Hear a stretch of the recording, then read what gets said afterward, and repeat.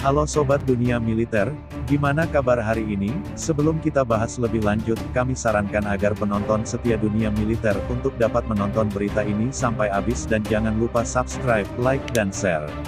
Perang Dunia III di depan mata RI bakal terancam. Ancaman Perang Dunia III semakin nyata. Ketegangan sejumlah negara terjadi di awal 2022 ini. Teranyar adalah konflik antara Rusia dan Ukraina, yang melibatkan Amerika Serikat, AS, dan NATO. Rusia diyakini akan menyerang Ukraina. Intelijen Barat mengklaim sekira 100.000 pasukan sudah berada di perbatasan. AS dan NATO juga telah mengirimkan pasukan, kapal perang, dan jet tempur ke wilayah Laut Hitam, karena permintaan Ukraina. Kendati bekas Uni Soviet, Ukraina sekarang merapat ke NATO. Jelas konflik antara Rusia dan Ukraina yang melibatkan AS dan NATO tersebut memicu Perang Dunia Ketiga, World War III. Begitu yang dijelaskan seorang pejabat senior Ukraina kepada Sky News. Belum lama ini, Presiden AS Joe Biden menegaskan kepada Presiden Rusia Vladimir Putin soal Ukraina. Dia mengumumkan akan mengerahkan pasukan ke Eropa Timur. Biden mengatakan dia akan mengirim pasukan ke sana, meski tak terlalu banyak.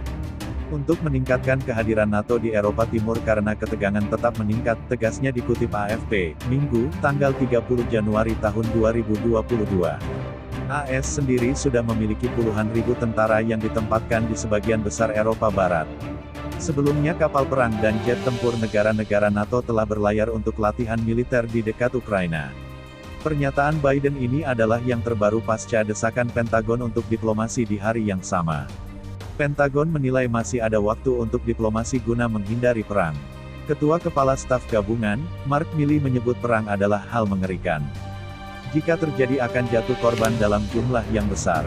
Jika dilepaskan di Ukraina, itu akan signifikan dan mengakibatkan sejumlah besar korban, ungkap Milley, dikutip dari laman yang sama.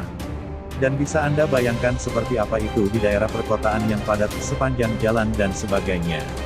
Ini akan mengerikan, akan buruk. Milley menekankan perang itu bisa membuat penduduk sipil menderita.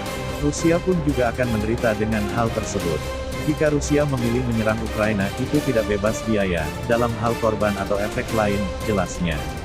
Sejalan dengan ucapan Milley, Menteri Pertahanan Lloyd Austin mengatakan konflik Ukraina masih bisa dihindari. Meskipun Putin telah mengumpulkan lebih dari 100.000 tentara di perbatasan dua negara. Dia mendorong Putin melakukan hal benar dan memilih mengurangi ketegangan dua negara. Menurutnya Putin bisa membubarkan pasukan yang sudah disiapkan itu. Tuan Putin juga bisa melakukan hal yang benar. Tidak ada alasan situasi ini berubah jadi konflik.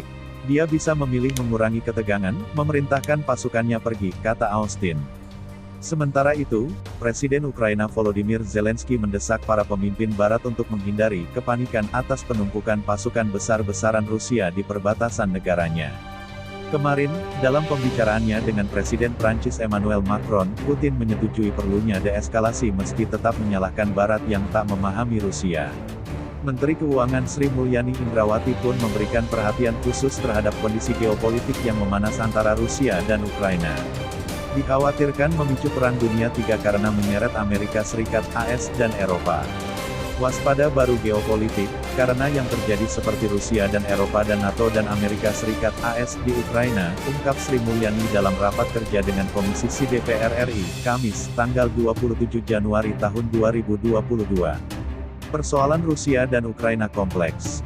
Bukan hanya melibatkan klaim wilayah, dalam hal ini Crimea yang dicaplok Rusia tahun 2014, tapi juga hegemoni Rusia dan Barat.